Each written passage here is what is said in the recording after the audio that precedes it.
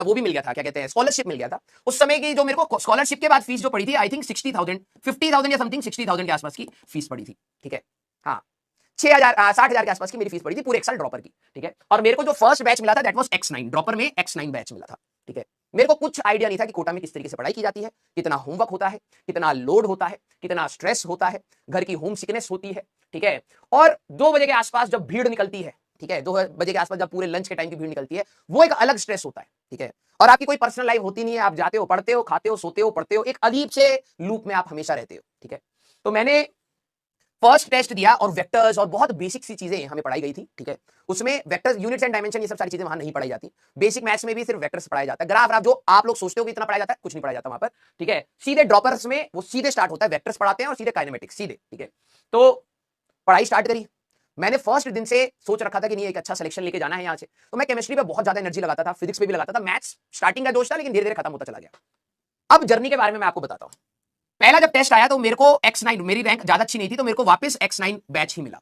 बहुत डिमोटिवेटिंग था, same batch में रहने में भी बहुत डिमोटिवेशन लग रहा था। ठीक है, लेकिन मैंने अपनी पढ़ाई नहीं रोकी। मेरे को जितना समझ आता था, जितनी मेरी कैपेसिटी होती थी, मैं घर पे भी ज्यादा नहीं बताता था अपने स्ट्रेस के बारे में, लेकिन जितना मेरे से हो पाता था मैं उतना पढ़ लेता था। ठीक है, मेरे को अगर लग रहा था कि यार मेरे से नहीं हो पा रहा है तो मैं छोड़ देता था। मैं इतना ज्यादा उस टाइप का स्ट्रेस नहीं लेता था। ठीक है, कि बैकलॉग हो गया है या फिर ये हो गया है। मैं ग्रुप स्टडीज पर भी बिलीव नहीं करता था। कई सारे बच्चे वहां पर क्या होते हैं, दोस्त बन जाते हैं, कहते भाई चलो ग्रुप स्टडी करेंगे, रात को एक साथ बैठ के करेंगे, और गपिया नहीं होता था मोस्ट ऑफ द टाइम। लेकिन मैं ग्रुप स्टडी पर भी बिलीव नहीं करता था। मेरे को लगता था कि यार मैं अपना आराम से बैठूंगा, शांति से बैठूंगा, पढ़ाई करूंगा, कोई दिक्कत नहीं है।